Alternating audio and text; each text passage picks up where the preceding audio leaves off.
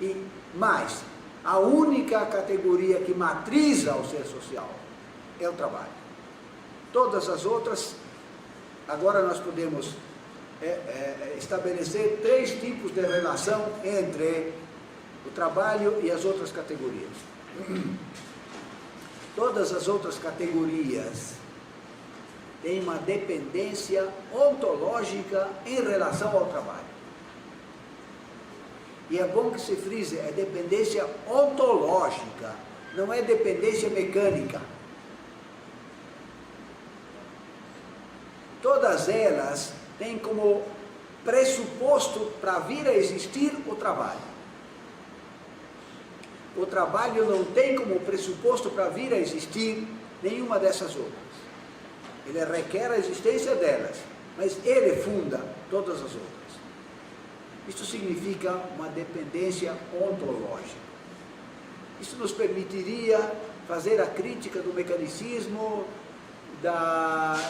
Vocês sabem que muitas vezes o marxismo foi interpretado como sendo determinista, mecanicista, e etc, etc. Nessa perspectiva ontológica não cabe nem mecanicismo, nem determinismo. A segunda relação entre o trabalho e as outras categorias é uma relação de autonomia relativa. Todas as outras categorias, a linguagem, a ciência, a filosofia, a arte, o direito, a política, todas elas têm uma autonomia relativa, mas é a verdadeira, em relação ao trabalho. E esta autonomia é uma requisição da função que elas têm que cumprir na reprodução do ser social. É porque a ciência tem uma determinada função que ela não pode simplesmente estar colada no trabalho. É porque a arte tem uma outra função específica dela, que ela não pode ser estar colada ao trabalho. Vejam como é interessante, só para dar um exemplo disto. Quando se fez a tentativa de revolução socialista soviética, e aí se acreditava que aquilo era uma revolução socialista e se estava no caminho do socialismo, aí a arte foi obrigada a se colar ao trabalho. Os artistas foram enquadrados e eles eram obrigados a expressar aquilo que a forma do trabalho exigia. Obviamente que a arte foi para o buraco. A chamada arte socialista é uma porcaria. Não existe arte socialista, existe arte. Assim como não existe arte burguesa, existe arte. Porque a arte tem uma função que não pode ser cumprida se ela estiver colada ao trabalho. Ela tem uma função própria, não vou entrar aqui na teoria estética, mas é muito claro isso. Arte tem uma função própria e ela não pode ser comandada por ninguém. Mas é interessante porque a arte nasce, a sua origem está na forma do trabalho. Vamos lá no Balzac. Quem já leu a Comédia Humana do Balzac? Tranquilo isso. Mas quem leu Shakespeare também? Não dá para compreender Shakespeare sem a forma do trabalho naquele momento histórico. E não dá para compreender a Comédia Humana do Balzac sem a forma do trabalho no século XIX, no começo da estruturação da sociedade burguesa, no seu conflito com a sociedade feudal, etc. Não dá para compreender nada da arte. Mas veja como é interessante mais ainda. Balzac era um monarquista, era um reacionário do ponto de vista político. E, no entanto, produzia uma obra de arte da maior qualidade humana. Ou seja, se ele estivesse refletindo apenas a forma do trabalho colada nele, ele não teria feito a obra que fez. Bom, essa, portanto, é a segunda relação entre trabalho e as outras dimensões. A terceira relação é uma relação de determinação recíproca.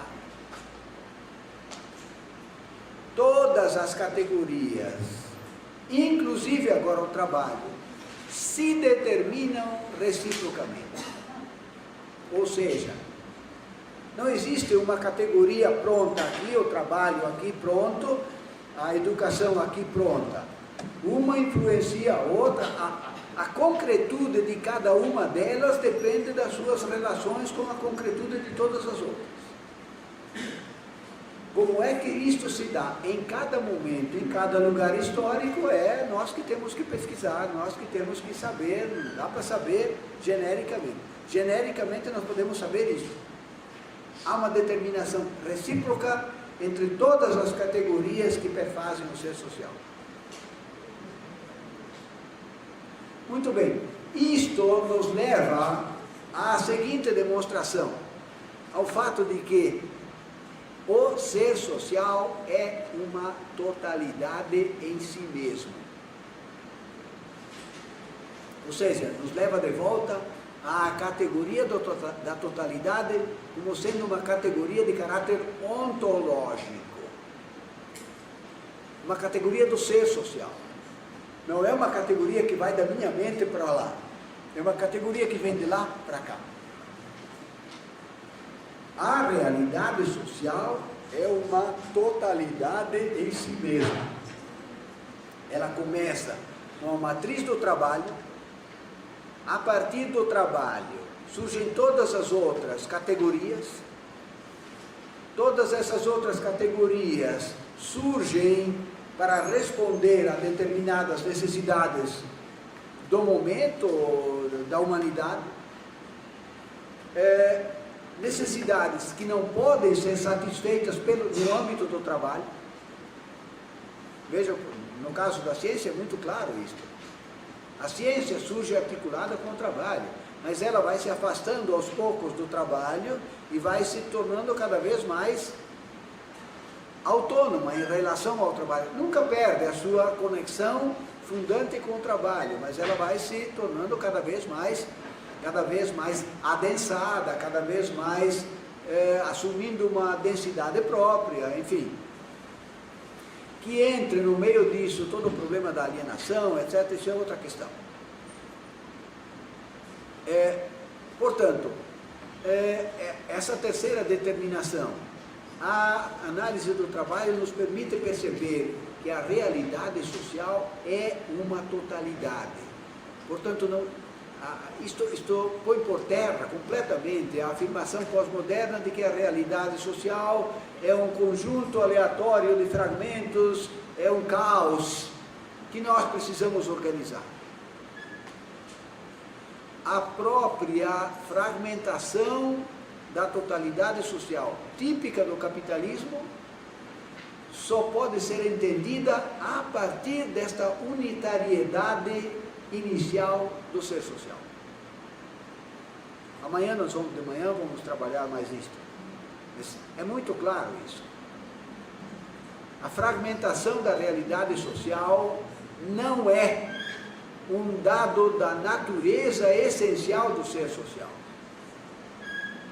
Amanhã nós vamos ver como a complexificação e a especialização, sim, são da natureza do ser social, mas não a fragmentação. E a própria fragmentação do ser social, típica do capitalismo, só pode ser entendida, explicada e compreendida e superada na medida em que se compreender, se partir desta unitariedade inicial do ser social. Se você perder esta unitariedade inicial, você perde o fio condutor do processo social. E você certamente vai... Quando a razão perde este fio condutor, ela se perde. Aí ela começa a chegar nessa pós-modernidade, no irracionalismo atual, moderno, enfim.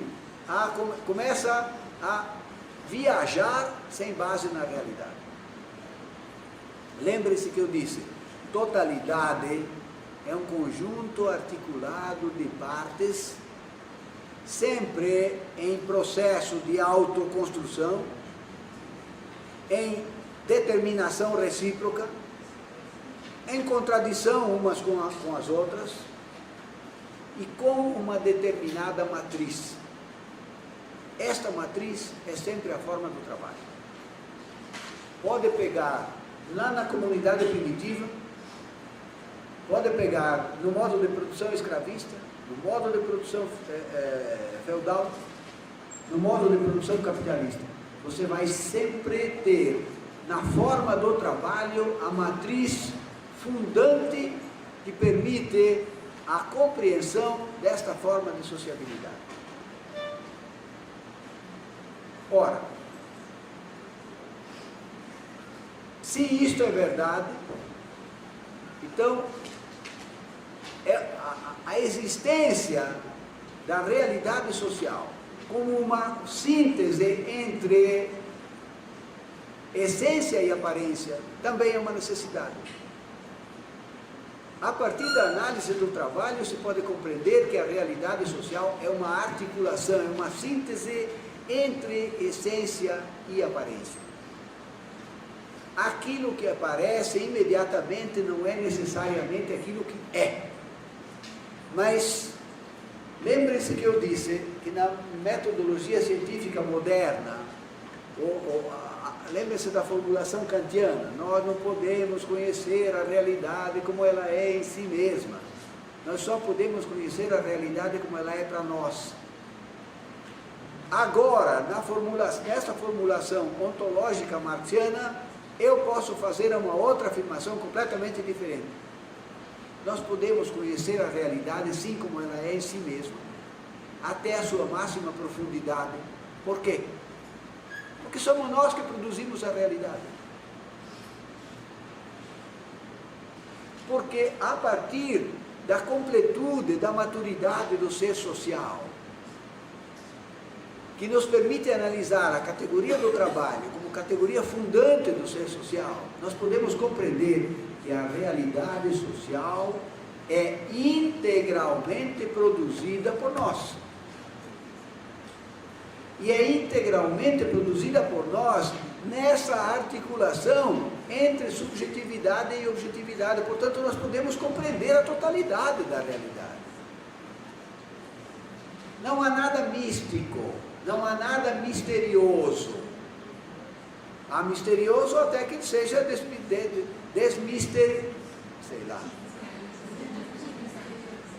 desmistificado, mas não é desmistificado, é tirar o mistério. Tem tanta coisa que nós não sabemos, tem tanta coisa que, puxa vida, é um mistério, não sei o que. Daqui a 100 anos as pessoas olharão e dizem, pô, esses camaradas, eles achavam que era um mistério isso. Como assim? Há 1000 anos atrás, as pessoas achavam que tinha tanta coisa misteriosa que hoje nós sabemos que não é misteriosa, que nós conhecemos. Do fato de hoje nós não podemos explicar tudo, muitas pessoas concluem que há coisas absolutamente misteriosas, absolutamente inexplicáveis. Se a humanidade estiver ainda existindo daqui a 1000 anos, e se tiver superado o capitalismo, porque se não tiver superado a humanidade não aguenta 1000 anos. As pessoas olharão para trás, para o nosso tempo, e dirão, veja que bando de idiotas. Eles pensavam que não dava para explicar isso, aquilo. Mas eles terão outros problemas, que eles dirão, menino, quanto mistério tem ainda mais pela frente. Porque o conhecimento é infinito. A realidade é um processo infinito. E o conhecimento é um processo de tradução infinita da realidade. Não há nenhum mistério nisso. Então, e especialmente na forma da sociabilidade burguesa, é muito claro isto. Se você não admitir a existência da essência, você fica na aparência. A aparência não permite compreender a realidade como produto da atividade humana efetiva, da sua integralidade. Permite apenas visualizar a igualdade, a liberdade, a propriedade formal, um momento imediato. Mas quando você olha a realidade burguesa, essa realidade que nós vivemos, de um ponto de vista ontológico, você vê que atrás do processo de compra e venda de força de trabalho, que implica a igualdade, a liberdade, a propriedade, passa o processo de exploração. Passa o processo de expropriação do humano. Portanto, muito mais do que simplesmente impedir o acesso a bens materiais, o que passa por trás deste ato é a expropriação do humano. Ora, não me parece que a expropriação do humano seja uma coisa exatamente mensurável, quantificável. Quantos litros de desumanização tem, quantos quilômetros quantos metros, né, de expropriação tem, quantos quilômetros de alienação tem. Isto não é mensurável. Mas do ponto de vista com tratamento ontológico, é perfeitamente capturável. Assim como é capturável o processo de autoconstrução do ser humano. Para finalizar, a partir da análise do ato do trabalho, é possível compreender como é que se dá a articulação entre subjetividade e objetividade. Questão da máxima importância, porque ela é que permite orientar a atividade humana. Se, tomando aquele exemplo do primitivo lá, com o seu grupo que chega nas beiras do rio e precisa atravessar o rio para chegar no outro lado, e ele vê ao redor dele um monte de plantas, de árvores, e diz, puxa, que bonitinha, eu vou pegar essa. O bonitinha pode ser bonitinha mesmo, mas o problema é que para ele conseguir o objetivo que ele quer, que é fazer uma canoa, o bonitinha não pode intervir. O que ele tem que saber é o que a realidade é em si mesma. Ele precisa de um conhecimento científico da realidade. Ele precisa de conhecer qual é a madeira mais adequada para fazer aquela coisa. Nem toda madeira é adequada para fazer uma canoa. Nem toda pedra é adequada para fazer um machado. Você pode fazer uma pedra um machado, com uma pedra que você achou muito bonitinha, e depois você chega lá na madeira e, pof, quebrou a pedra. Não valeu para nada. Por quê? Porque você deixou a sua subjetividade reger o processo de conhecimento. Veja, no processo de conhecimento é preciso submeter, no processo de conhecimento científico, é preciso que a subjetividade se submeta à realidade objetiva. Na relação, eu já adianto coisas relativas ao problema do método e do conhecimento. Na relação entre sujeito e objeto, no processo de conhecimento, é preciso que a subjetividade se submeta à realidade objetiva. Portanto, a regência está no objeto. É o objeto que deve reger o conhecimento. Nesse exemplinho da canoa do Machado fica claro. Se eu deixar que a minha subjetividade reja o processo, eu vou escolher aquilo que eu quiser. Mas aquilo que eu quiser pode, por acaso, até dar certo. Mas muito provavelmente não vai dar certo. Por quê? Porque eu preciso conhecer as qualidades efetivas do material que eu vou querer transformar para atingir o objetivo que eu programei antecipadamente. Isto não vale apenas para a transformação da natureza. Isto vale para toda a nossa atividade social. E para quem faz educação, e para quem está comprometido com a intervenção social para a transformação do mundo, intentando superar esta forma de sociabilidade e construir outra, isto é da máxima importância. Um exemplo histórico ilustrativo disto, ou vários exemplos históricos ilustrativos disto.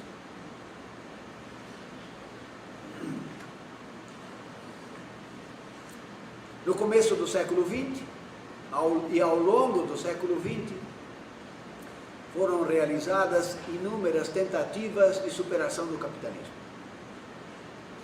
A Revolução Soviética, a Revolução Chinesa, a Revolução Cubana, a Revolução Vietnamita, a Revolução Sandinista e outras tentativas de ir para além do capital. Nenhuma deu certo. Mas, especialmente se a gente tomar a Revolução Soviética, a gente vê essa contradição entre a subjetividade e a objetividade.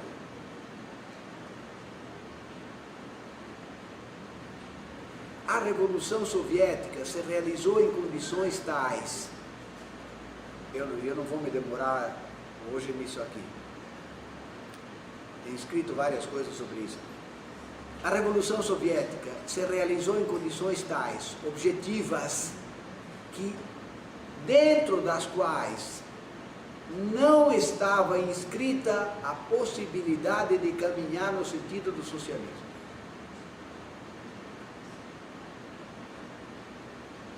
Por uma série de circunstâncias internas da Rússia e pela falta de universalização da Revolução, duas condições fundamentais. A falta de existência destas duas condições objetivas impedia que naquela realidade objetiva estivesse inscrita a possibilidade de caminhar no sentido do socialismo. Mas eles tentaram. Todos eles, tanto na União Soviética, quanto em Cuba, quanto na China, quanto no Vietnã, todos eles forçaram a realidade objetiva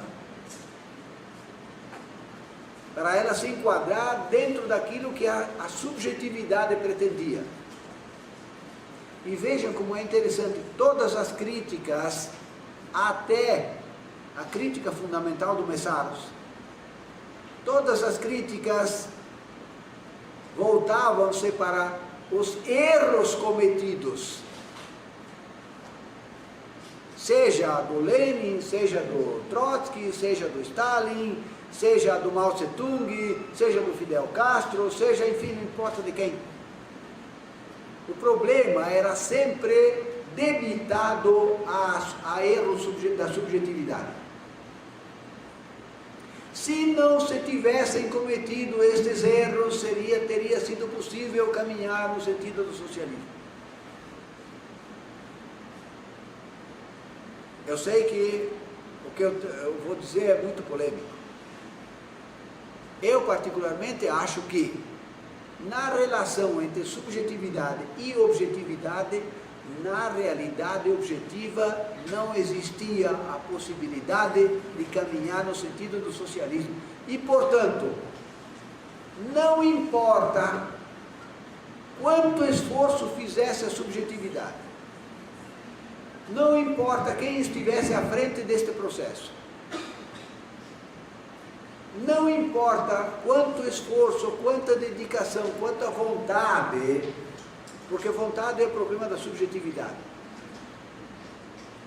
A subjetividade não poderia fazer aquilo que não era possibilitado de maneira nenhuma pela realidade objetiva. Veja, de onde é que eu tiro tudo isto? Da análise da categoria do trabalho, que me permite ver como é que se articulam subjetividade e objetividade, tanto no processo de ação, tanto na atividade prática, quanto no processo de conhecimento. A regência está no objeto. Se no objeto, na realidade objetiva, não existirem aquelas determinações